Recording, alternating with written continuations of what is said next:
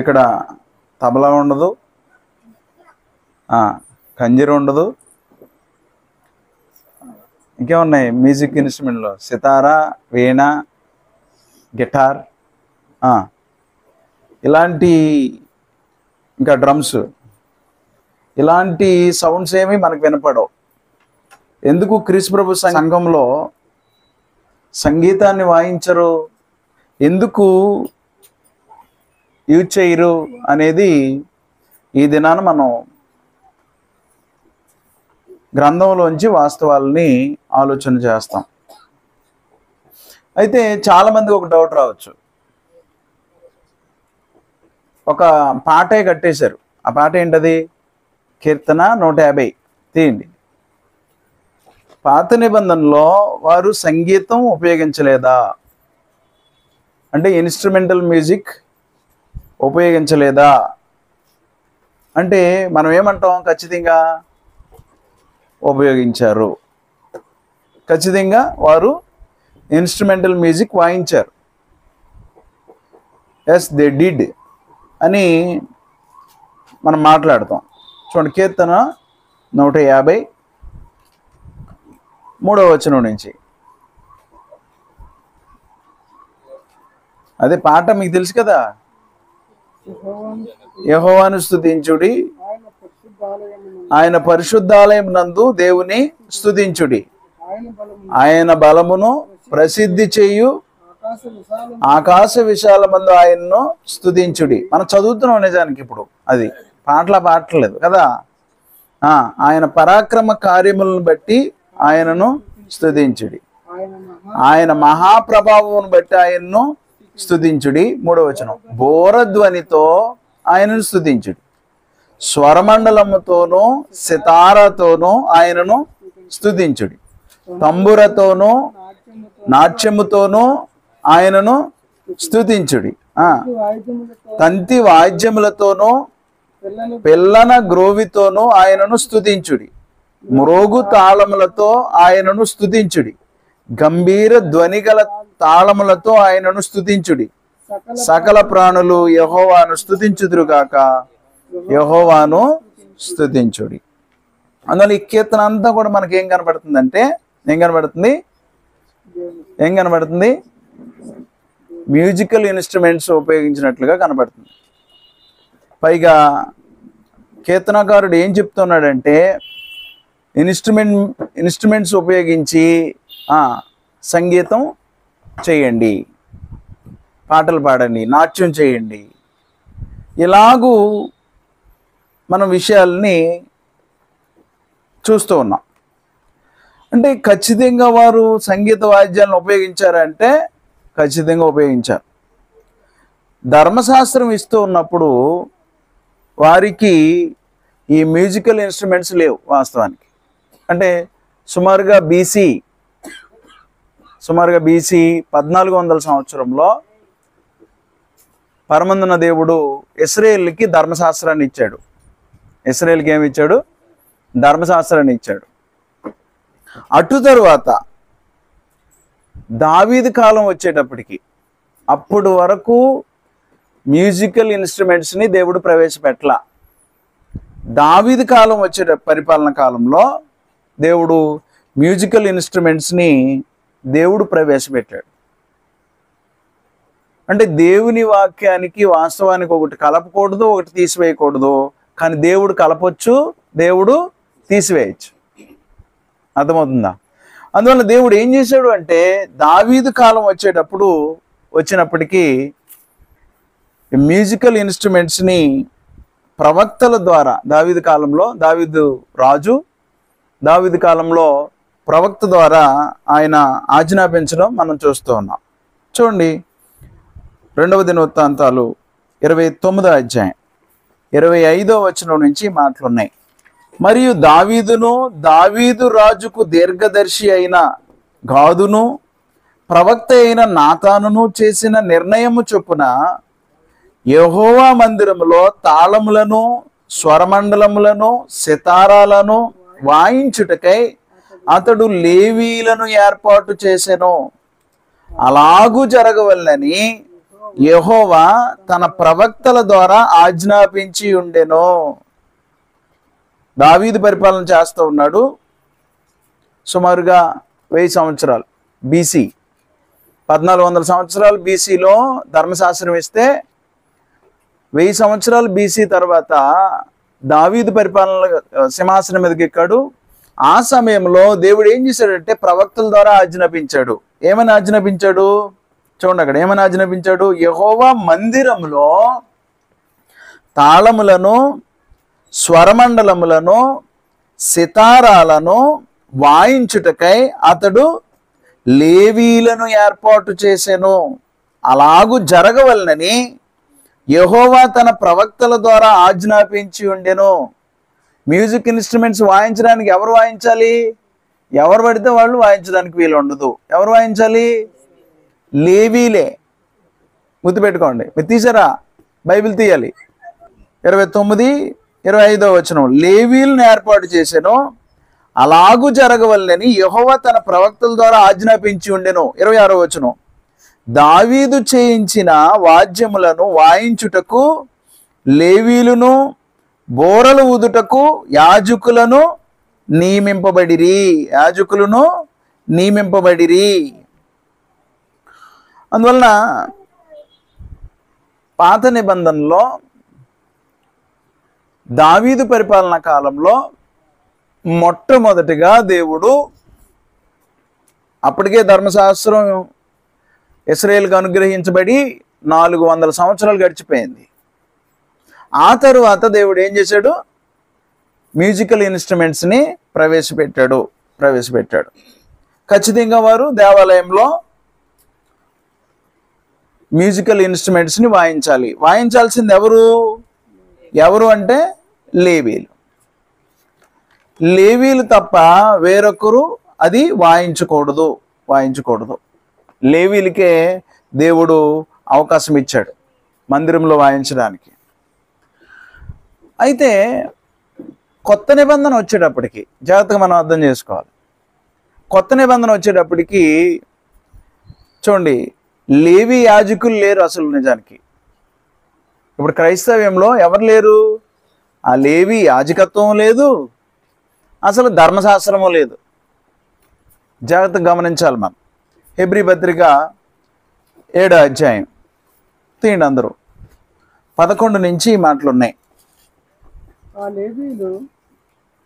Hebrew 7:11. ఆ లేవీలు యాజకులై ఉండగా ప్రజలకు ధర్మశాస్త్రం ఇయ్యబడెను. లేవీలు యాజకులై ఉండగా ధర్మశాస్త్రం ఇయ్యబడింది. అంతే కదా?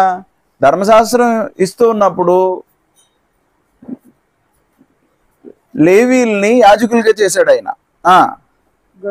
గనుక ఆ యాజకుల వలన సంపూర్ణ సిద్ధి కలిగిన ఎడల అహరోను క్రమములో చేరిన వాడని చెప్పబడక మెల్కీసెదకు క్రమము చొప్పున వేరొక యాజకుడు రావాల్సిన అవసరం ఏమి అంటే లేవి యాజకత్వాన్ని మార్చేశాడు. గుర్తుపెట్టుకో, లేవి యాజకత్వాన్ని టోటల్గా మార్చేశాడు.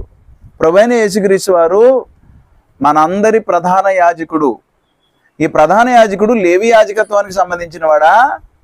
లేవీయుడు ఆయన కాదు. ఎవరైనా ఏ వంశంలో పుట్టాడు? ఏ గోత్రంలో పుట్టాడు? ఆయన యూదా గోత్రం. లేవి అనేది ఒక గోత్రం. అందువలన యేసుక్రీస్తు వారు యూదా గోత్రంలో పుట్టి మెల్కీసెదకు క్రమము చొప్పున వేరొక యాజకుడు రావాల్సిన అవసరం ఏంటి? ఆ లేవి యాజకత్వమే సంపూర్ణ సిద్ధి కలుగజేస్తే వేరొక ఆయన మెల్కీసెదకు క్రమంలో అంటే రాజు యాజకుడుగా ప్రభువైన యేసుక్రీస్తు వారు రావాల్సిన అవసరం ఏముంది? అవసరం లేదు. అందువలన అది సంపూర్ణ సిద్ధి కలుగజేయట్లేదు. కాబట్టి వేరొక యాజకుడు ఎవరు? ఎందుకని మన ప్రధాన యాజకుడు ప్రభువైన యేసుక్రీస్తు వారు మెల్కీసెదకు క్రమం. రాజు అయినటువంటి వాడు యాజకత్వం చేయడానికి లేదు పాత నిబంధనలో. అంతే కదా? రాజు అయిన వాడు యాజకత్వం చేయడానికి లేదు. కానీ మన ప్రభువైన యేసుక్రీస్తు వారు రాజై అదే సమయంలో మనం నేర్చుకున్నాం, అదే సమయంలో ప్రధాన యాజకత్వం కూడా చేస్తూ ఉన్నాడు. 12వ వచనం. ఇదియుగాక యాజకులు మార్చబడిన ఎడల, లేవీ యాజకులను ఇలా వినాలి. లేవీ యాజకులు ఏమైపోయారు? తీసివేయబడ్డారు. లేవీ యాజకులు మార్చబడిన ఎడల అవశ్యముగా యాజక ధర్మము సహా మార్చబడును. గుర్తుపెట్టుకోండి, అది అండర్లైన్. అవశ్యముగా యాజక ధర్మము సహా మార్చబడును. లేవీలే మార్చబడిపోయినప్పుడు ఇలా చూడండి, లేవీలే పాత నిబంధన లేవీలు ఇప్పుడు కొత్త నిబంధనలో కనబడరు. లేవీలే మార్చబడినప్పుడు ఏమన్నాడు? లేవీ ధర్మము కూడా మార్చబడును అన్నాడు. అంటే ఏంటి అర్థం? ఇప్పుడు లేవీ ధర్మం ఏంటి? లేవీలు చేసే పని ఏంటి? మీకు అర్థమవుతుందా? లేవీలు చేసే పని ఏంటి? వారు యాజకత్వం చేయడం. ఇంకా యాజకత్వంలో ఏం చేస్తారు? వారు బలులు అర్పిస్తారు, జంతువులు బలులు అర్పిస్తారు. ఇంకా వారు ఒక ప్రత్యేకమైన యాజకత్వం చేసేవారుగా ఉంటారు. అలాగే ప్రధాన యాజకత్వం ఉంటుంది. వారందరూ కూడా కట్టడలను పాటించాలి, ఆజ్ఞలను పాటించాలి, ధర్మశాస్త్రంలో ఉన్నటువంటి అన్నీ కూడా పాటించాలి. యెరూషలేము వెళ్ళి ఆరాధన చేయాలి. అర్థమవుతుందా? ఖచ్చితంగా 3 పండగలకి యెరూషలేములో కనబడాలి, పండగను ఆచరించాలి. ఖచ్చితంగా మగవాడైతే సున్నతి చేయించుకోవాలి. ఇలాగూ యాజక ధర్మం. యాజకుడు వాడు తినే తిండి కొన్ని రిస్ట్రిక్షన్స్ ఉంటాయి, అవి జాగ్రత్తగా పాటించాలి. అపవిత్రుడు అవ్వకూడదు భోజనం వలన. ఇవన్నీ కూడా యాజక ధర్మం. యాజక ధర్మం ఇంకా చాలా ఉన్నాయి. యాజక ధర్మం యాజకుడు ఖచ్చితంగా పాటించాల్సినటువంటి అవసరం ఉంది.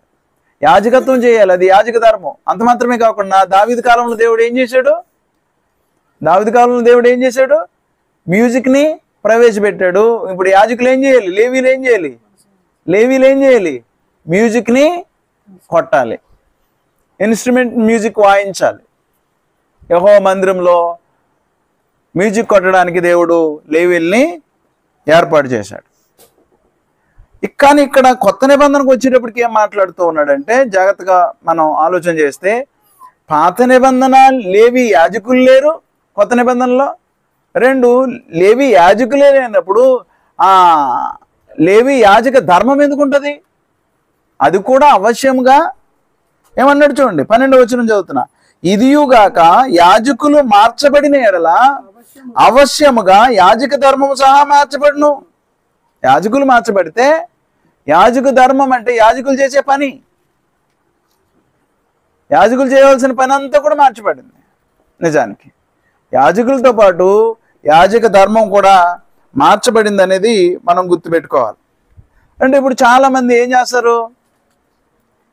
పాత నిబంధనలో ఉంది, అదిగో మ్యూజిక్ ఉంది, మమ్మల్ని ఎందుకు కొట్టనివ్వట్లేదు, కొత్త నిబంధనలో ఎందుకు మ్యూజిక్ కొట్టకూడదు అంటున్నారు మీరు అని మాట్లాడతారు.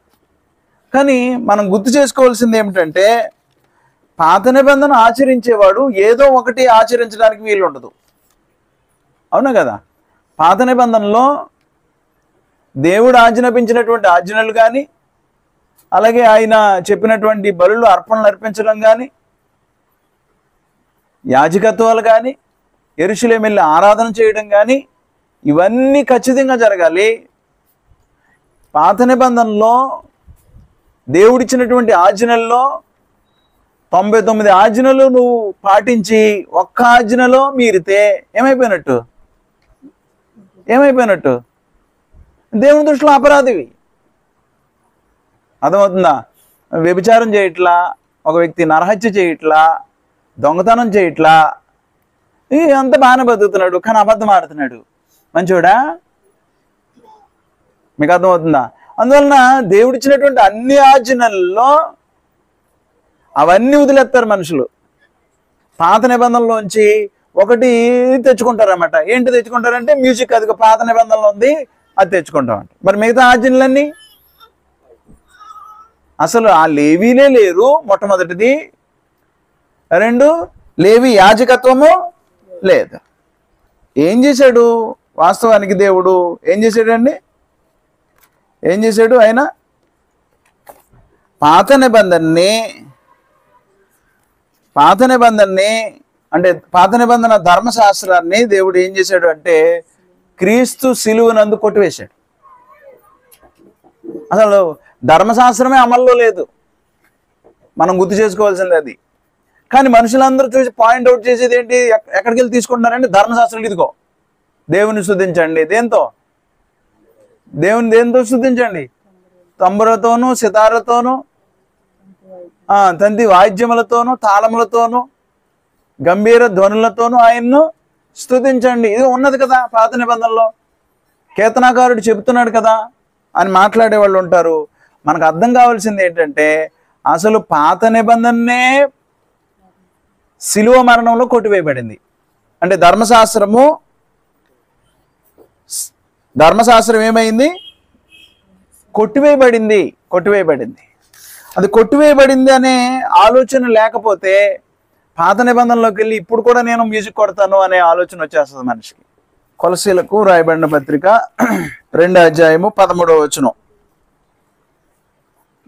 మరియు అపరాధముల వలనను శరీరమందు సున్నతి పొందక ఉండుట వలనను మీరు మృతులై ఉండగా దేవుడు వ్రాతరూపకమైన ఆజ్ఞ, నేను చదువుతా, దేవుడు వ్రాతరూపకమైన ఆజ్ఞల వలన మన మీద రుణముగాను మనకు విరోధముగాను నుండిన పత్రమును మేకులతో సిలువకు కొట్టి దాని మీద చేవ్రాతను తుడిచివేసి మనకు అడ్డము లేకుండా దాన్ని ఎత్తివేసి మన అపరాధములన్నిటినీ క్షమించి ఆయనతో కూడా మిమ్మను జీవింపచేసాను అన్నాడు. సిలువకు మేకులతో కొట్టి ధర్మశాస్త్రాన్ని సిలువకు మేకులతో కొట్టి ఆ ధర్మశాస్త్రాన్ని అడ్డు లేకుండా చేశాడు. అందువల్ల ఇప్పుడు ధర్మశాస్త్రం బ్రతికుందా అంటే లేదు, ధర్మశాస్త్రం అమల్లో లేదు. ధర్మశాస్త్రం అమల్లో లేదు కాబట్టి కొత్త నిబంధన అమల్లో ఉంది. గుర్తుపెట్టుకోండి, ఒక నిబంధన అమలవుతూ ఉండగా ఇంకొక నిబంధన అమలవదు. ఒక నిబంధన కొట్టివేస్తేనే కానీ ఇంకొక నిబంధన ప్రారంభం అవదు. గుర్తుపెట్టుకోండి. అందువల్ల సిలువకు మేకులతో పరలోకమందున్నటువంటి దేవుడు సిలువకు మేకులతో ఆయన బలయ్యేటప్పుడు ఆయనతో పాటు ఆ సిలువకు మేకులతో కొట్టివేయబడింది ధర్మశాస్త్రము అనేది మనం గుర్తించాలి. ఎఫెసీయులకు రాయబడిన పత్రికలో కూడా చూద్దాం ఒకసారి. ఎఫెసీయులకు రాయబడిన పత్రిక 2:14 ఆయన మన సమాధానమై ఉండి మీకును మాకును ఉండిన ద్వేషమును అనగా విధి రూపకమైన ఆజ్ఞలు గల ధర్మశాస్త్రమును తన శరీరమందు కొట్టివేట చేత మధ్యగోడను పడగొట్టి మన ఉభయులను ఏకము చేశాను. అంటే అన్యులను యూదుల్ని ఏకం చేశాడు ఆయన. ఎలాగంటే ధర్మశాస్త్రాన్ని కొట్టివేయడం ద్వారా, అనగా విధి రూపకమైన ఆజ్ఞలు గల ధర్మశాస్త్రమును తన శరీరమందు కొట్టివేయట చేత ఏం చేశాడంట? తన శరీరమందు కొట్టివేయట చేత. యేసుక్రీస్తు వారు తన శరీరం అంటే సిలువ మరణం అనుభవిస్తున్నప్పుడు ధర్మశాస్త్రాన్ని కూడా కొట్టివేశాడు. చాలా క్లియర్గా మనకు కనబడుతుంది. అందువల్ల ధర్మశాస్త్రంలో ఉన్నటువంటి ఏవి ఇప్పుడు క్రైస్తవుడికి ఉండవు. బలులు అర్పించాల్సిన అవసరం లేదు. అలాగే యెరూషలేము వెళ్ళి ఆరాధన చేయాల్సిన అవసరం లేదు. సున్నతి చేయించుకోవాల్సిన అవసరం లేదు. లేవి యాజకత్వంలో ఏది చేయవలసిన అవసరము లేదు. అంటే లేవీలు తీసివేయబడ్డారు, అసలు ధర్మశాస్త్రమే తీసివేయబడింది. ఇంకా లేవి యాజకత్వం కూడా, లేవి యాజక ధర్మం కూడా ఏమైంది? తీసివేయబడింది. ఆ లేవి యాజక ధర్మంలో ఉన్నదే పాత నిబంధనలో ఏమైంది? మ్యూజిక్ కొట్టడం అన్నమాట. అది లేవీలే కొట్టాలి. అర్థమవుతుందా? మ్యూజిక్ కొట్టాల్సింది ఎవరు? ఎవరికి పడితే వారికి ఇవ్వాల. ఎవరైనా కొట్టే పరిస్థితులు కాదు. ఓన్లీ కొట్టాల్సింది ఎవరు? మ్యూజిక్ని వాయించాల్సింది ఎవరు? ఓన్లీ లేవీలే పాత నిబంధనలో. సో అలాంటి పరిస్థితుల్లో మనం అర్థం చేసుకోవాల్సింది ఏంటంటే కొత్త నిబంధనలో పాత నిబంధనలో ఉన్నటువంటి లేవి యాజక ధర్మమైనటువంటి మ్యూజిక్ వాయించడం అనేది కొత్త నిబంధనలో అమలులో లేదు అనేది మనం గుర్తించాల్సినటువంటి అవసరం ఉంది. అర్థమవుతుందా? అయితే మనం ఎప్పుడైనా ఇప్పుడు మ్యూజిక్ కొట్టేవాళ్ళు అనేక మంది ఉన్నారు, అవునా? మ్యూజిక్ కొట్టేవాళ్ళు అనేక మంది ఉన్నారు. ఇప్పుడు ఎప్పుడైనా ఏదైనా చేయాలి అని అనుకున్నప్పుడు ఒక మనిషి దేన్ని ప్రామాణికంగా తీసుకోవాలి? దేన్ని ప్రామాణికంగా తీసుకోవాలి? ఒక వ్యక్తి నిజంగా నిజమైన దాసులు అనుకోండి, ప్రభువుకి నిజమైన దాసులు అనుకోండి, అప్పుడు ఏం చేస్తారు?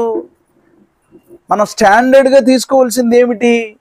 దేని వైపు చూడాలి? ఒకరేమో మ్యూజిక్ కొట్టద్దు అంటారు, ఒకరేమో మ్యూజిక్ కొట్టమంటారు.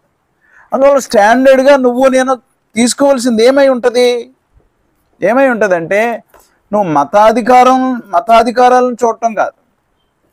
నిజమైన దాసుడు వారి మతం వారు ఏం చేస్తున్నారో అది చూడటం కాదు. అదే నిజమైన దాసుడు అనుకోండి, వారి అవధులేంటో వారి లిమిట్స్ ఏంటో వాడు ఎరిగి ఉంటాడు. ఎంతవరకు మనం ఏ స్టాండర్డ్ని బట్టి ముందుకెళ్ళాలి, ఏది నిజం అని ఎలా తెలుసుకుంటాడంటే ఒక వ్యక్తి ఎలా తెలుసుకుంటాడండి? దేవుడు మనకి వ్రాయించి ఇచ్చినటువంటి లేఖనాలని అధిగమించకుండా జాగ్రత్త పడతాడు. ఆ లేఖనాలను అధిగమించేటప్పుడు అప్పుడు వాయింది ఏంటంటే అండి అనేవాళ్ళు కొంతమంది ఉంటారు, అవునా? ఇప్పుడు వాయిస్తే ఏంటి అంటే అసలు నీకు అది ఆజ్ఞాపించలేదు అనేది ఒక వ్యక్తికి అర్థం కాకపోతే వారి మతం వారి పితరుల నుంచి అలా చూస్తూ ఉన్నాడు, వారి కళ్ళ ముందు కనబడుతోంది మ్యూజిక్ వాయించడం అనేది, అలా వీడు కూడా ప్రారంభిస్తాడు. నాకు తెలియదు అంతకుముందు నేను ఏం చేసేవాడిని అంటే గిటార్ వాయించేవాడిని. గిటార్ వచ్చు నాకు,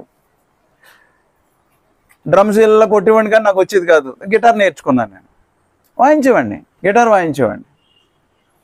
అర్థమవుతుందా? తర్వాత ఎప్పుడైతే ఈ అసలు మ్యూజిక్ అనే దాని గురించి నాకు అర్థమైందో, సో ఇక్కడ మనం ఆలోచన చేయవలసింది ఏంటంటే దేవుడు మనకు ఆజ్ఞాపిస్తే చేయడం, సంఘంలో మనం మ్యూజిక్ ఇన్స్ట్రుమెంట్స్ ఉపయోగించడం, లేదు అంటే మాట్లాడకుండా సైలెంట్గా ఉండడం అనేది మనం నేర్చుకోవాల్సినటువంటి అవసరం ఉంది. అంటే రోమపత్రిక 9వ అధ్యాయము 20వ వచనం ఎలా ఉంది? అవును గాని ఓ మనుషుడా, దేవునికి ఎదురు చెప్పుటకు నీవెవడు? నన్నెందుకు ఇలాగు చేసితివని రూపింపబడినది రూపించిన వానితో చెప్పునా. అందువలన మనల్ని రూపించాడు ఆయన. ఎవరు? కుమ్మరి. మనం కొండలు లాంటి వాళ్ళం వాస్తవానికి. ఇప్పుడు కుండ, మట్టి కుండ రూపించినటువంటి వానితో మమ్మల్ని ఎందుకు ఇలా చేసావు అని అనొచ్చా? కారణం ఏంటి? ఆయన రూపించినటువంటి వాడు, పరమ కుమ్మరి ఆయన, మనం మట్టి పాత్రలు లాంటి వాళ్ళు. అయితే ఇప్పుడు మనకి పరలోకమున్నటువంటి దేవుడు ఏం ఆజ్ఞాపించాడో అది చేసుకుంటూ వెళ్ళాలి. మ్యూజిక్ కొడితే ఏంటంట? ఆయన ఆజ్ఞాపించలేదు, ఆయన మనకు ఆజ్ఞాపించలేదు కాబట్టి సైలెంట్గా ఉండాల్సిన అవసరం ఉంది, కొట్టకుండా ఉండాల్సిన అవసరం ఉంది. సంఘంలో ఆరాధనలో సంగీతానికి దేవుడు అంటే మ్యూజికల్ ఇన్స్ట్రుమెంట్స్కి దేవుడు అవకాశాన్ని ఇవ్వలేదు అనేది మనం గుర్తుపెట్టుకోవాలి. చాలామంది ఏం చేస్తారంటే మానవ మార్గాలు ఒక మనిషి ఎదుట మంచిగా కనబడచ్చు, కానీ చివరికి మరణానికి దారితీయచ్చు.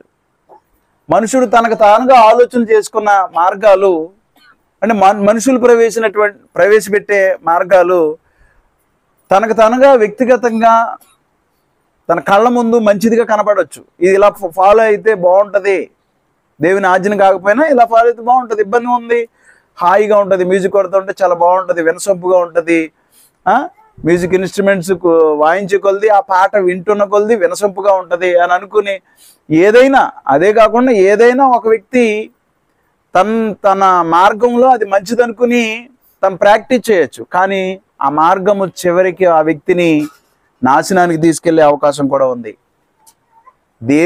దేవుడు ఆజ్ఞాపించినది కాకుండా మన సొంత మార్గాలు మన ప్రాక్టీస్ అయితే ఒకవేళ అది నాశనానికి కూడా తీసుకెళ్ళవచ్చు. మనం చూడండి ఇలా మాట్లాడుతున్నాడు. సామెతల గ్రంథం 14:12 ఒకని ఎదుట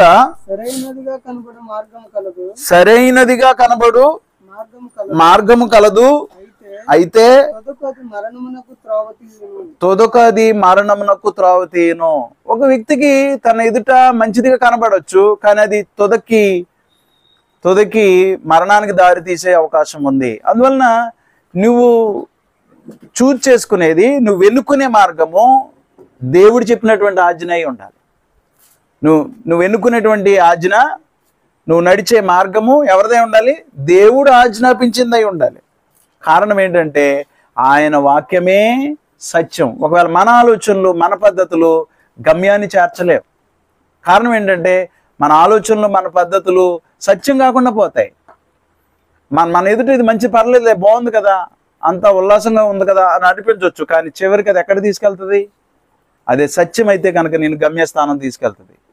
అసత్యమైతే ఆ సత్యం ఏంటి? ఎందుకని యోహాను సువార్త 17:17 నీ వాక్యమందు వారిని ప్రతిష్ఠ చేయము, నీ వాక్యమే సత్యం. సత్యమందు వారిని ప్రతిష్ఠ చేయము, నీ వాక్యమే సత్యము అన్నాడు. అందువల్ల దేవుని వాక్యమే సత్యం. మనకి స్టాండర్డ్ ఏంటి అంటే దేవుని వాక్యం. గుర్తుపెట్టుకోవాలి. ఆ దేవుని వాక్యం ధర్మశాస్త్రంలో ఉంది కదండి, పాత నిబంధనలో. వింటున్నారా? పాత నిబంధనలో ఉంది కదండి, దేవుని వాక్యమే కదా అని అంటారు మీరు కదా. చూడండి జాగ్రత్తగా. ఒకడు బోధించిన ఎడల ఏం బోధించాలంటండి? దైవోక్తుల్ని బోధించాలంట. దేవుని ఉక్తులు, దేవుని మాటలనే బోధించాలి.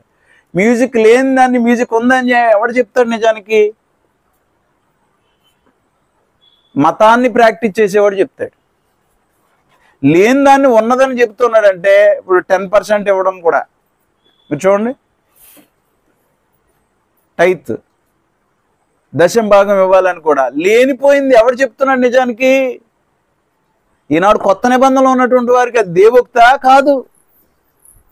ఎవడైనా ఉపదేశిస్తే దేవోక్తులనే మాట్లాడాలి. Strict warning. చూడండి అందరు దేండి. 1 పేతురు 4:11 ఒకడు బోధించిన ఎడల దైవోక్తులను బోధించినట్టు బోధింపవలెను. చాలండి. ఒకడు బోధించిన ఎడల దైవోక్తులను బోధించినట్టు బోధింపవలెను. ఏం మాట్లాడాలంటే అండి? దైవోక్తులను అంటే దేవుని మాటలనే బోధించాలి. కానీ దేవుని మాటలు బోధించే వాళ్ళు ఎంతమంది? దేవుడు చెప్పని కూడా బోధిస్తూ ఉన్నారు. ఆ మార్గం ఎక్కడికి వెళ్తుందో ఆలోచన చేయండి. అంత మాత్రమే కాకుండా, బోధించడమే కాకుండా సత్యవాక్యాన్ని సరిగా విభజించడం తెలియాలి. మీకు అర్థమవుతుందా? మాటలు చెబితే దేవుని మాటలే చెప్పాలి శ్రోతలకు. చెబుతూ సత్యాన్ని సరిగా విభజించడం ఒక వ్యక్తికి తెలియాలి.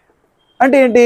ఇప్పుడు పాత నిబంధనలో ఉన్నటువంటి వారికి ఏది సత్యం, కొత్త నిబంధనలో ఉన్నటువంటి వారికి ఏది సత్యం విభజించాలి. పాత నిబంధన, కొత్త నిబంధన విభజన రావాలి ఒక వ్యక్తికి. విభజన లేకుండా గ్రంథం మాట్లాడుతుంది ఈ మాట. చూడండి 2 తిమోతి 2:15 దేవుని ఎదుట యోగినిగాను సిగ్గుపడనక్కర్లేని పనివానిగాను సత్యవాక్యమును సరిగా ఉపదేశించువానుగాను. ఫుట్నోట్లో చూడండి కింద 3 సరిగా విభజించువానుగాను. డివైడ్ చేయాలి. సరిగా విభజించువానిగాను నిన్ను నీవే దేవునికి కనపరుచుకున్నటకు జాగ్రత్త పడము. ఎవరు జాగ్రత్త పడుతున్నాడు ఈనాడు చెప్పండి? దేవునికి కనపరుచుకున్నటకు జాగ్రత్త పడని అపోస్తలుడైన పౌలు తిమోతికి చెప్తూ ఉన్నాడు. అపోస్తలుడైన పౌలు ఎవరు చెప్తూ ఉన్నాడు? తిమోతికి చెప్తూ ఉన్నాడు. అందువల్ల దేవుని వాక్యాన్ని ఇలా చూడాలి. దేవుని వాక్యాన్ని ఏం చేయాలి? సరిగా విభజించాలి. విభజించి చెప్పగలగాలి. అంటే ఏ వాక్యం ఎవరికి, ఏ వాక్యము ఎవరికి. ఇప్పుడు పాత నిబంధనలో మ్యూజిక్ ఉందా అంటే ఏం చెప్తాం? లేదని నేను చెప్పగలనా? ఉంది. అది ఎవరికని చెప్తాను? ఇశ్రాయేలీలకి. అంతే కదా, పాత నిబంధనలో ఏమన్నా అది ఎవరి కోసం? ఇశ్రాయేలీలకి. నిన్ను తలగా ఉంచుతాడు కానీ తోకగా ఉంచడు. ఎవరికండి? మనకేమన్నా ఉందా? ఇప్పుడు పాత నిబంధనలో నిన్ను తలగా ఉంచుతాను కానీ తోకగా ఉంచను అన్నాడు. చెప్పాడా అంటే ఏం చెప్పాలి? చెప్పాడు. ఎవరికది? ఇశ్రాయేలుకి అని నువ్వు చెబుతుంటే నువ్వు సరిగా విభజించావు వాక్యాన్ని. కాదు, ఈనాడు క్రైస్తవులకు కూడా అన్నావు అనుకో, విభజన లేదు, ఏమీ లేదు, నీ ఇష్టానుసారంగా మాట్లాడుతున్నావు. కానీ ఉపదేశించేవాడు లేఖనాలని సరిగా విభజించడం నేర్చుకోవాలి, డివైడ్ చేయాలి. ఏది ఎవరికి, అది మిస్ అవుట్ చేస్తున్నాడు మనుషులు ఈనాడు. అందువలన ఒక వ్యక్తి ఉపదేశిస్తే ఏంటి స్టాండర్డ్స్ ఏంటి ఈనాడు గుర్తుపెట్టుకోండి. నువ్వు ఎన్నుకోవలసిన స్టాండర్డ్ ఏంటంటే దేవుని వాక్యం. దేవుని వాక్యంలోనే స్టాండర్డ్. నీ ఆలోచనలు ఒకవేళ తుదకి నేనేం చేస్తాయి? మరణానికి తీసుకెళ్ళొచ్చు. నీ పద్ధతులు కానీ లేకపోతే మతం యొక్క ఆచారాలు కానీ నిన్ను నరకానికి తీసుకెళ్ళవచ్చు, మరణానికి తీసుకెళ్ళవచ్చు. అది దేవుని వాక్యం అయితే నువ్వు అనుకున్న గమ్యస్థానానికి నేను తీసుకెళ్తుంది, నువ్వు అనుకున్నటువంటి గమ్యస్థానానికి నేను తీసుకెళ్తుంది. అలాంటి సమయంలో ఒక వ్యక్తి ఏం బోధించాలంటే దేవుని మాటలే బోధించాలి. కారణం ఏంటంటే దేవుని వాక్యమే సత్యం. బోధించేవాడు, ఆ సత్యాన్ని బోధించేవాడు విభజించి మాట్లాడుతూ ఉండాలి. ఏం చేయాలి? సత్యాన్ని చక్కగా అర్థమయ్యేటట్లు ఏది ఇశ్రాయేలీలకు, ఏది క్రైస్తవులకు విభజించి మాట్లాడవలసినటువంటి అవసరం ఉంది.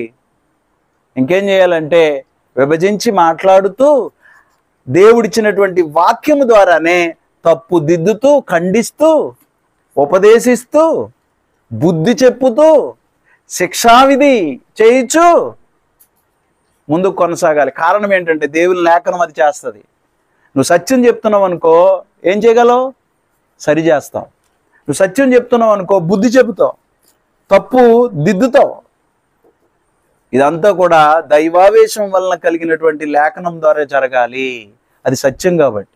2 తిమోతి 3:16 దైవజనుడు ఎవరండి? దైవజనుడు అంటే ఎవరండి? గుర్తుపెట్టుకోవాలి. సంఘంలో ఉపదేశకులు ఉంటారు, పాస్టర్లు ఉంటారు, సువార్థికులు ఉంటారు. ఈ ముగ్గురు వేరువేరే. ఉపదేశించేవాడు దైవజనుడు అవుడు, పాస్టర్ దైవజనుడు అవుడు. ఓన్లీ సువార్థికుడినే గ్రంథం అంటుంది దైవజనుడు అంటుంది. అందువల్ల దైవజనుడు ఏం చేయాలంటండి? దైవజనుడు ఏం చేయాలంట చెప్తున్నాడు చూడండి 16. దైవజనుడు సన్నద్ధుడై ప్రతి సత్కార్యమునకు పూర్ణముగా సిద్ధపడి ఉండునట్లు దైవావేశం వలన కలిగిన ప్రతి లేఖనము ఉపదేశించుటకును, ప్రతి లేఖనం ఉపదేశించగలగాలి. అర్థమవుతుందా? ఉపదేశించుటకును, ఇంకేం చేయాలంటండి? ఖండించుటకును, తప్పు దిద్దుటకును, నీతి అందు శిక్ష చేయుటకును ప్రయోజనకరమై ఉన్నది. లేఖనం ప్రయోజనకరమై ఉంది. తప్పు దిద్దడానికి, ఖండించడానికి, ఉపదేశించడానికి, నీతి అందు శిక్ష చేయుటకు ప్రయోజనకరమై ఉన్నది. అందువలన ఏది తప్పు ఏది రైటు అని మాట్లాడుకునే పరిస్థితులు వస్తూ ఉన్నాయంటే కారణము దైవావేశం వలన కలిగినటువంటి లేఖనం ద్వారా. లేఖనాన్ని ఎవడైనా మారుస్తూ ఉంటే, అబద్ధంగా మాట్లాడుతూ ఉంటే ఇది కాదు అని మాట్లాడటానికి పరిస్థితులు ఇవే. ఒక వ్యక్తిని సరిచేయాలి, లేకపోతే అబద్ధ బోధలో ఉన్నటువంటి వారిని సరిచేయాలంటే దైవావేశం వలన కలిగినటువంటి లేఖనాల ద్వారానే చేయాలి. ఆ లేఖనాలు సత్యమైనవి, దేవుని దగ్గర నుంచి వచ్చినవి కాబట్టి సరిగా విభజించి మాట్లాడగల. విభజించినప్పుడు ఏమవుతుంది? ఒక వ్యక్తికి అర్థమవుతుంది, ఒక వ్యక్తికి అర్థమవుతుంది. అందువలన అలా అర్థం కాని కారణాన మనుషులు ఏం చేస్తున్నారంటే, పాత నిబంధనలో అదిగా మ్యూజిక్ ఉంది, 150 కీర్తనలో ఉంది, 2 దినవృత్తాంతాల్లో కనబడుతుంది, అక్కడక్కడ మ్యూజిక్ కనబడుతుంది పాత నిబంధనలో. అందువల్ల ఇప్పుడు కూడా మేము మ్యూజిక్ కొడతాం. నీకు ఆ స్టాండర్డ్ ఎక్కడి నుంచి వచ్చింది?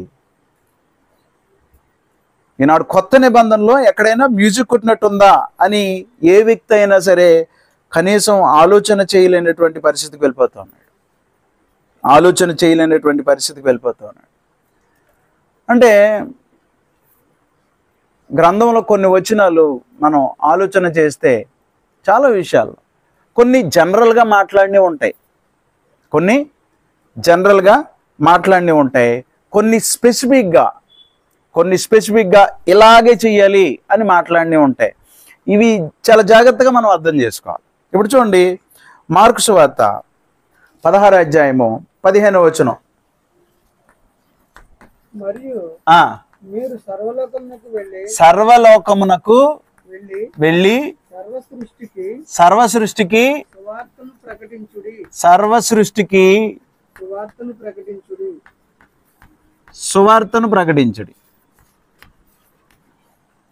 మనకు తెలిసి ఇది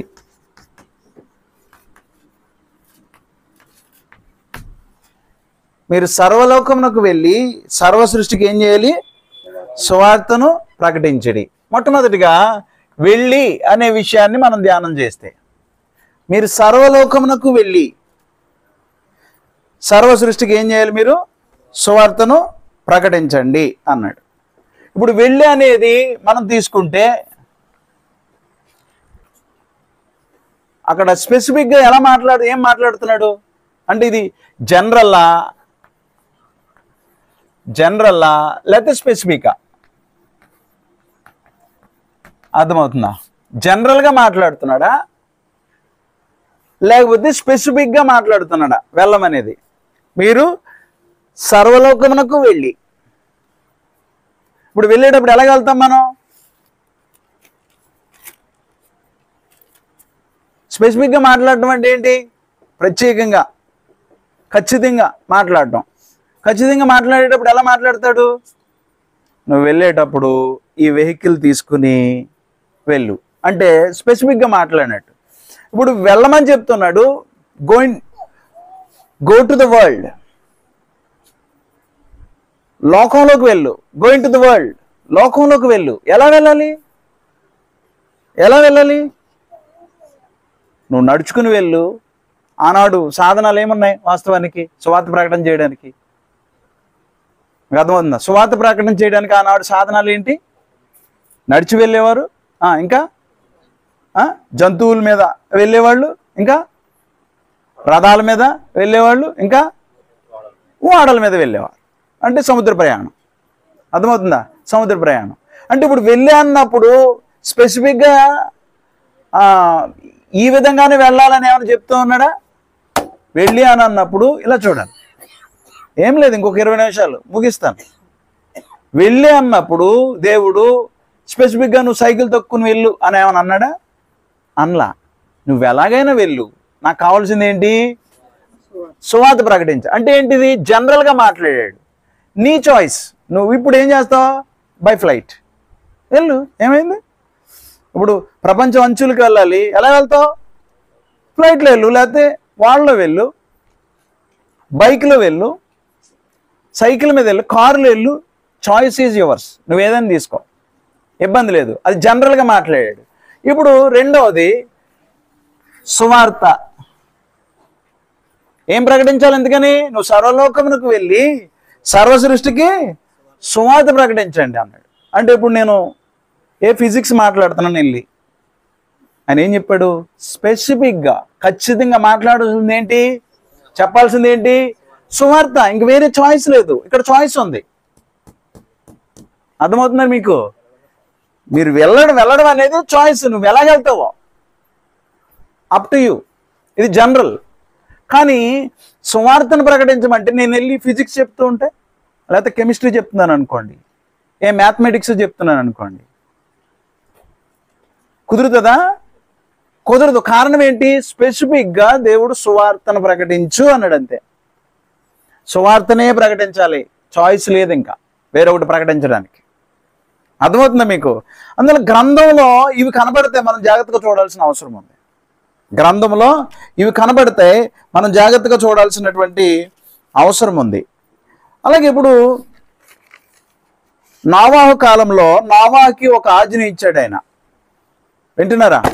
నోవాహు కాలంలో నోవాహుకి ఒక ఆజ్ఞ ఇచ్చాడు. ఏంటి ఆజ్ఞ? నువ్వు వాడను తయారు చేయి. వాడను తయారు చేసేటప్పుడు ఏం చేయాలంటే ఏ చెక్క ఉపయోగించమన్నాడు? ఏ చెక్క అది? చితిసారకపు మ్రాను, కాపర్ వుడ్. Gopher wood. చితిసారకపు మ్రానుతోనే ఏం చేయాలి నువ్వు? వాడని నిర్మాణం చేయాలన్నాడు. ఇప్పుడు నోవాకి వేరే చాయిస్ ఏమైనా ఉందా? లేదు. స్పెసిఫిక్గా మాట్లాడాడు, అలాగే చెయ్యాలి. దేవుడు ఆజ్ఞాపించినట్లు చేశాను అన్నాడు అంతే. నోవాహు ఏం చేశాడంట? దేవుడు ఏదైతే ఆజ్ఞాపించాడో ఆ చితిసారకపు మ్రాను తెచ్చి వాడని నిర్మాణం చేశాడు. ఆ తర్వాత ఇశ్రాయేలుతో మాట్లాడేటప్పుడు మందసం నిర్మాణం జరిగింది. మందసం నిర్మాణం జరగాలి. ఆ దేవుని ఆలయంలో అతి పరిశుద్ధ స్థలంలో ఉండబోయే మందసం యొక్క నిర్మాణం చేసేటప్పుడు పరలోకమందున్నటువంటి దేవుడు ఏ చెక్కను ఉపయోగించమన్నాడు? తుమ్మ చెక్కను ఉపయోగించమన్నాడు. అకాషియా వుడ్. ఈ తుమ్మ చెక్కనే ఉపయోగించాలి, వాడు చాయిస్ లేదు అక్కడ. మీకు అర్థమవుతుందా? అంటే దేవుడు జనరల్గా మాట్లాడా? ఏదైనా ఒక మాట మాట్లాడేటప్పుడు స్పెసిఫిక్గా మాట్లాడుతున్నాడా అనేది మనం గుర్తించుకోవాల్సిన అవసరం ఉంది. జనరల్గా మాట్లాడుతున్నాడా, లేకపోతే స్పెసిఫిక్గా ఇదే ఖచ్చితంగా ఇదే కావాలి అని కోరుతున్నాడు అనేది మనం చూడాల్సినటువంటి అవసరము ఎంతైనా ఉన్నది. అందువలన ఇప్పుడు గ్రంథంలో మనకి సంగీతం అని కనబడుతుంది. ఏం కనబడుతుంది? సంగీతము అని అనుకున్నప్పుడు ఆయన జనరల్గా మాట్లాడుతున్నాడా? ఏమండి, జనరల్గా మాట్లాడుతున్నాడా లేకపోతే స్పెసిఫిక్గా మాట్లాడుతున్నాడా? ఆయన వాకల్ సౌండ్ అని మాట్లాడుతున్నాడా లేకపోతే ఇన్స్ట్రుమెంటల్ మ్యూజిక్ అని మాట్లాడుతున్నాడా?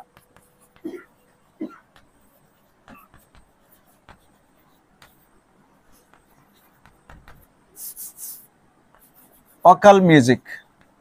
వాకల్ అంటే గాత్ర సంగీతం. గాత్ర సంగీతం వాకల్ సౌండ్ అని మాట్లాడుతున్నాడా లేకపోతే వాద్య సంగీతం అని మాట్లాడుతున్నాడా? ఇది గాత్ర సంగీతం, గాత్ర సంగీతం, లేకపోతే ఇది రెండవది వాద్య సంగీతం.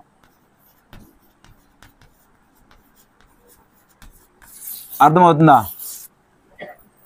ఇది మనం గుర్తించాల్సినటువంటి అవసరం. స్పెసిఫిక్గా దేవుడు ఏం మాట్లాడుతున్నాడు అనేది మనం చూడాల్సిన అవసరం ఉంది. లేకపోతే మనం పొరబడతాం. చాలామంది పొరబడిన పరిస్థితులు ఇవే. నేను మ్యూజిక్ కొడతాను, నాకేంటి? అరే దేవుడు ఏం చెప్పాడు అనేది కనీసం ఆలోచన చేయరు. లేకపోతే గ్రీకులో ఏం మాట్లాడుతున్నాడో దాని దగ్గరికి వెళ్ళరు. పదాలు ఏంటో, దాని అర్థం ఏంటో దాని దగ్గరికి వెళ్ళరు. మాకుంది, మాకు కొట్టాలని ఉంది, మేము కొట్టేస్తాం. మ్యూజిక్ మాకు వినసొంపుగా ఉంటుంది, మాకు హాయిగా ఉంటుంది. ఇలాగూ ప్రవర్తించే వాళ్ళు అనేక మంది మనకు కనబడుతూ ఉంటారు. అందువలన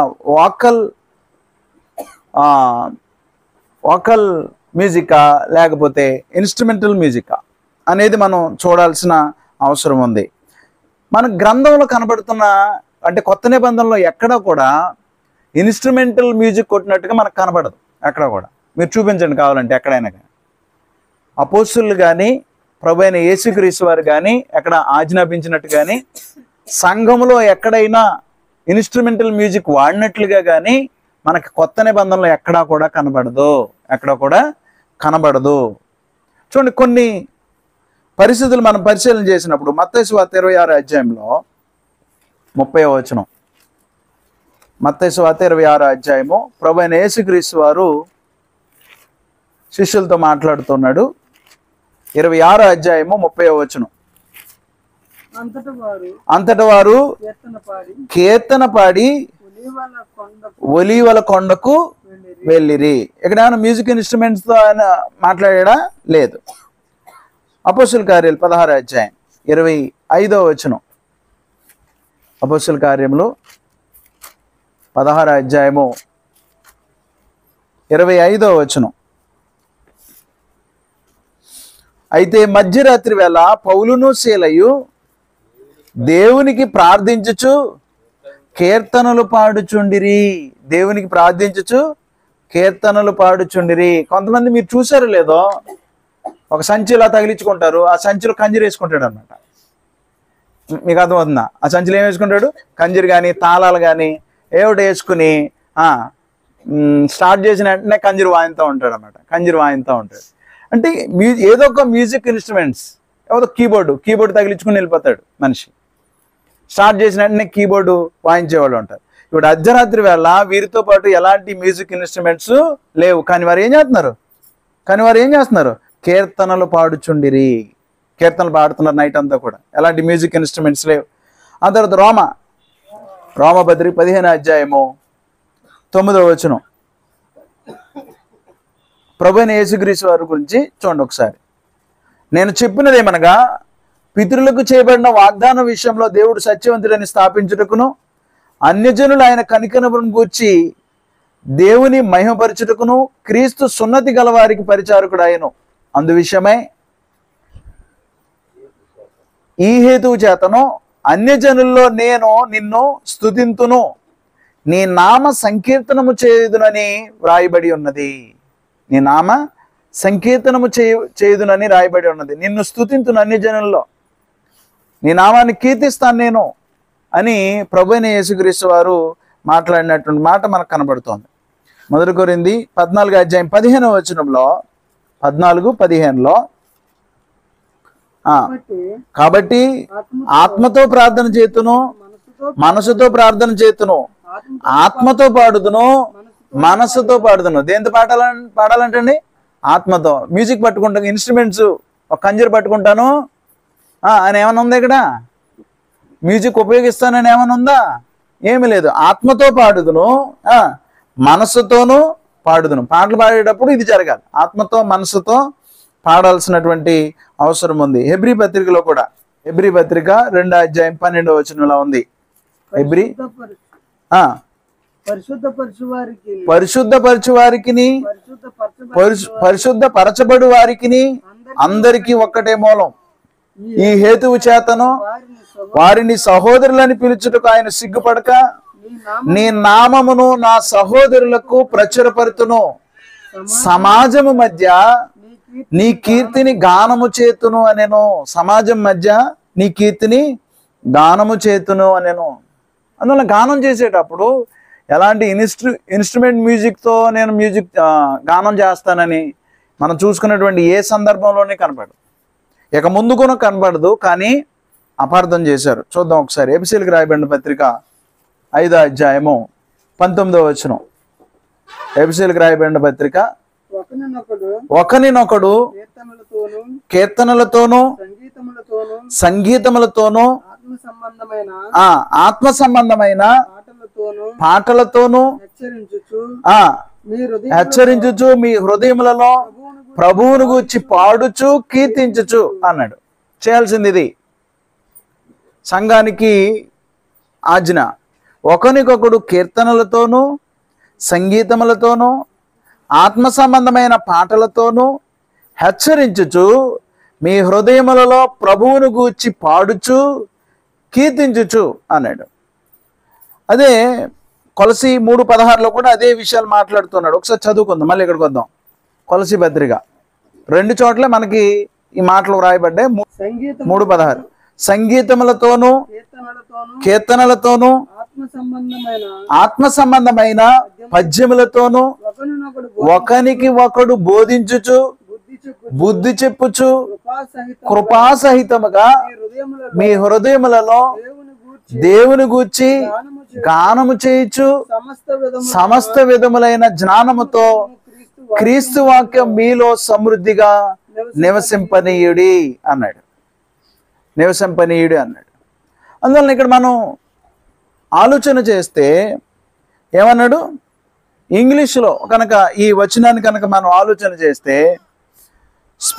speaking to one another in psalms, hymns and spiritual songs, singing and making melody in your heart to the Lord. అంటే ఇక్కడ మాట్లాడుతున్న పదాలు మనం చూస్తే, ఒకటి సామ్స్ అంటే ఏంటండి? సామ్స్ అంటే కీర్తనలు. తర్వాత ఇంకొక పదం తర్వాత వెంటనే వచ్చేది హైమ్స్.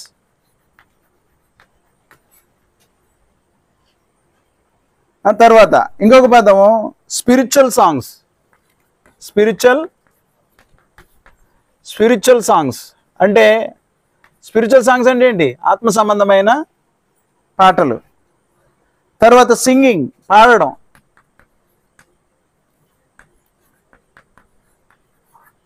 ఆ తర్వాత ఏం మాట్లాడుతున్నాడంటే,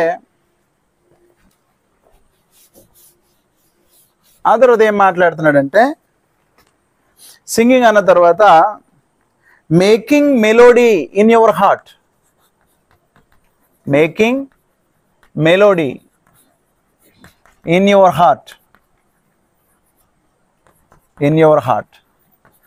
అర్థమవుతుందా? Making melody in your heart. చూడండి, ఇక్కడ ఎక్కడా కూడా మనకి మ్యూజిక్ గురించి మాట్లాడు. సాంగ్స్ కానీ, హైమ్స్ కానీ, స్పిరిచువల్ సాంగ్స్ కానీ, సింగింగ్ కానీ ఇక్కడెక్కడ మ్యూజిక్ కనపట్ల. కానీ ఇక్కడ చూడండి, making melody in your heart. Making melody in your heart అంటే నీ హృదయంలో ఏం చేయాలంటే అండి, నీ హృదయంలో మేటడం. వాస్తవానికి దీన్ని హృదయంలో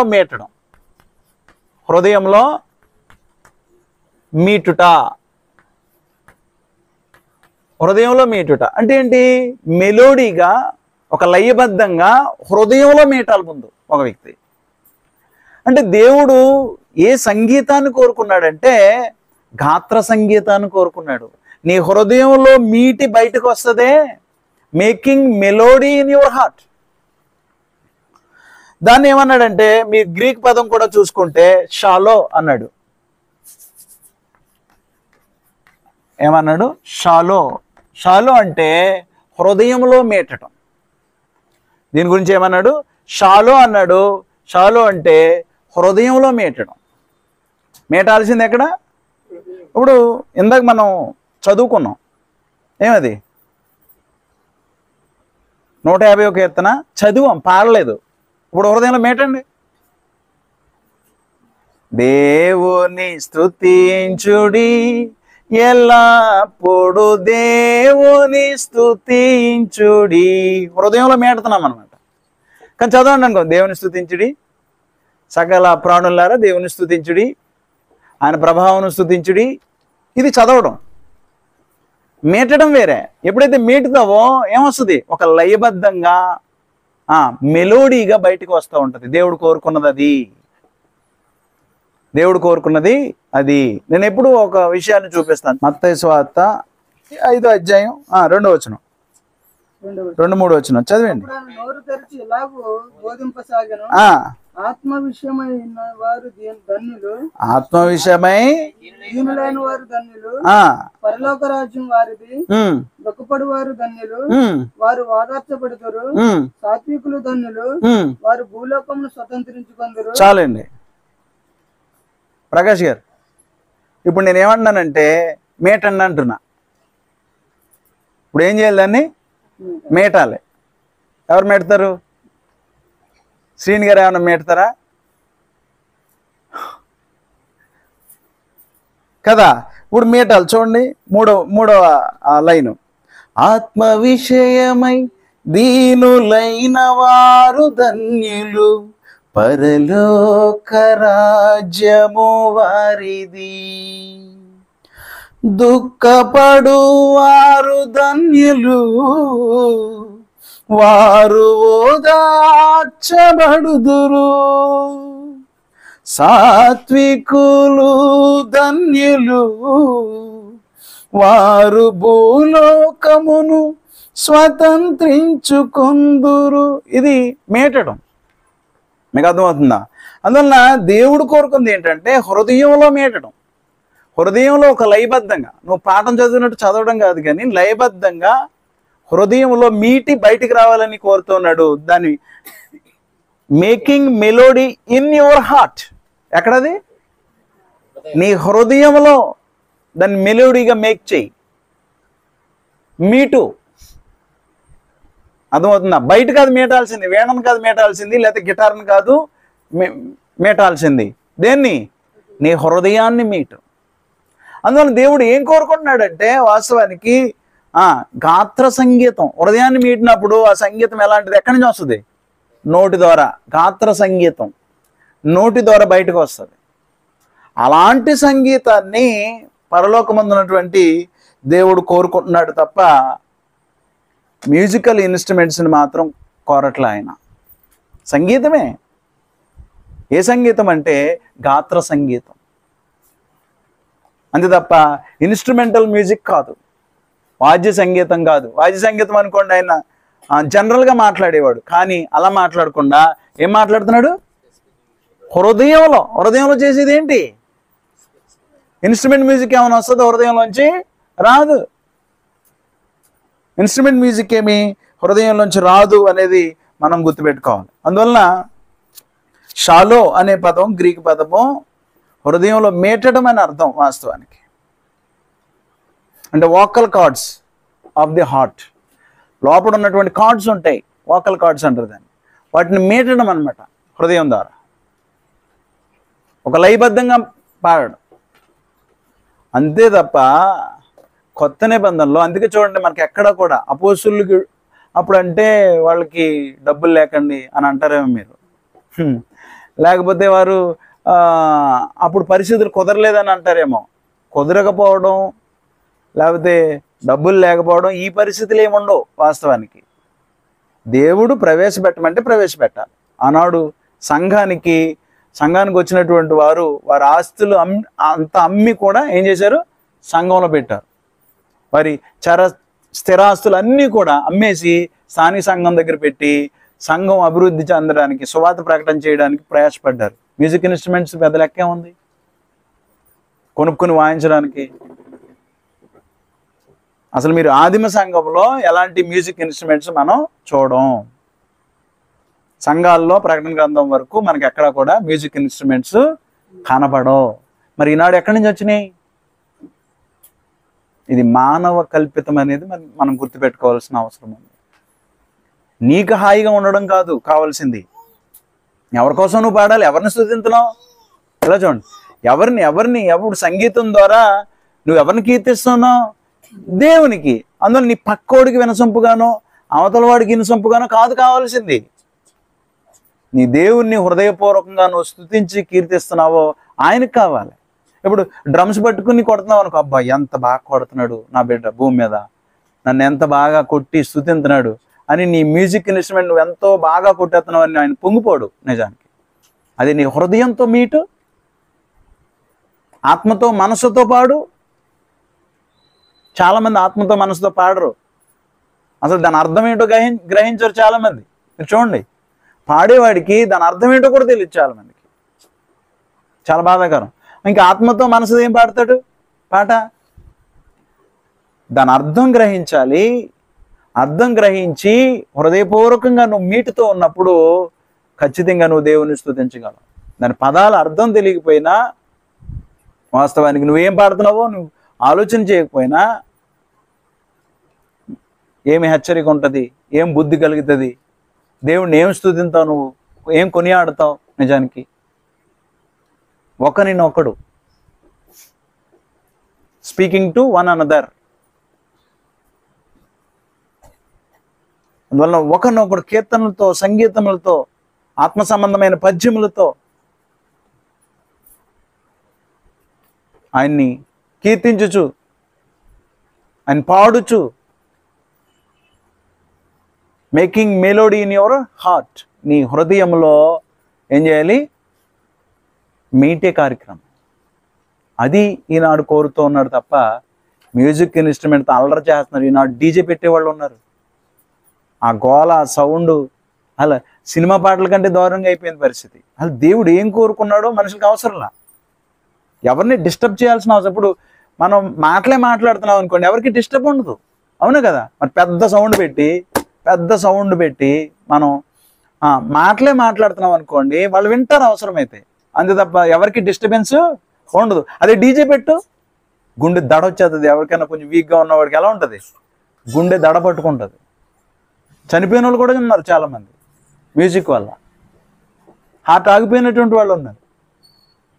కానీ దేవుడు మ్యూజిక్ కోరుకుంటే ఖచ్చితంగా మనం మ్యూజిక్ వాయించాల్సిన అవసరం ఉంది. కానీ ఆయన కోరుకోలా.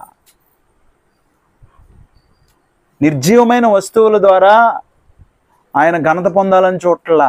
నీ హృదయం ద్వారా నువ్వు ఆయన్ని గణపరుస్తూ ఉంటే, కీర్తిస్తూ ఉంటే దేవుడు సంతోషపడతాడు. ఆత్మతోనూ మనసుతోనూ. ఇన్స్ట్రుమెంట్స్కి ఏం మనసు ఉంటుందండి? ఇన్స్ట్రుమెంట్స్కి ఏం హృదయం ఉంటుందండి? జరిగే కార్యక్రమం అది జరగదు. ఇప్పుడు ఇన్స్ట్రుమెంట్స్ వాయించేవాడి మనసు కూడా ఎక్కడ ఉంటుంది? చెప్పాలి ఎవరైనా. ఇన్స్ట్రుమెంట్స్ వాయించాడు అనుకోండి, మనసు ఎక్కడ ఉంటుంది? ఏ ఏ ఏ తీగ ఎలా వాయించాలో దాని మీద ఉంటుంది మనసు అంతా. డప్పులు సరిగ్గా కొడుతున్నానా లేదా, అందరూ సరిగ్గా వింటున్నారా, మ్యూజిక్ బాగుందా, ఇది ఇది కదా, ఇలాగే ఉంటుంది. మనసు అంతా ఎక్కడ ఉంటుంది? మ్యూజిక్. అందువలన మనకి ఈనాడు కోరుకున్నది మ్యూజిక్ కాదు, ఇన్స్ట్రుమెంటల్ మ్యూజిక్ కాదు, గాత్ర సంగీతం, వోకల్ మ్యూజిక్ దేవుడు కోరుకున్నది అని మనం గుర్తించాల్సినటువంటి అవసరం ఉంది. అందుకే క్రీస్తు ప్రభు సంఘాలు ఏం చేయట్లా? సంఘములలో మ్యూజిక్ని కొట్టడం లేదు. దేవుడు ఆజ్ఞ లేదు. దేవుడు ఆజ్ఞ లేకపోతే క్రీస్తు ప్రభు సంఘం చేయదు. ఏ కార్యక్రమం అయినా సరే దేవుడు ఆజ్ఞ ఉంటేనే చేస్తుంది, దేవుడు ఆజ్ఞ లేకపోతే చేయదు. కారణం ఏంటంటే, నువ్వు ఏదో ఒక రకంగా ఆలోచన చేసి ఈ మార్గం మంచిదని నువ్వు వెళ్ళిపోతే అది తొదక నిన్ను మరణానికి కూడా తీసుకెళ్లే ప్రమాదం ఉంది. అందువలన దేవుని పిల్లలంగా మనందరం కూడా దేవుడు ఏం చెప్తే అది చేద్దాం. మన భౌతికమైన ఇన్స్ట్రుమెంట్ మ్యూజిక్ అన్ని మనకి వినసొంపుగా ఉంటుంది మన అందరికీ.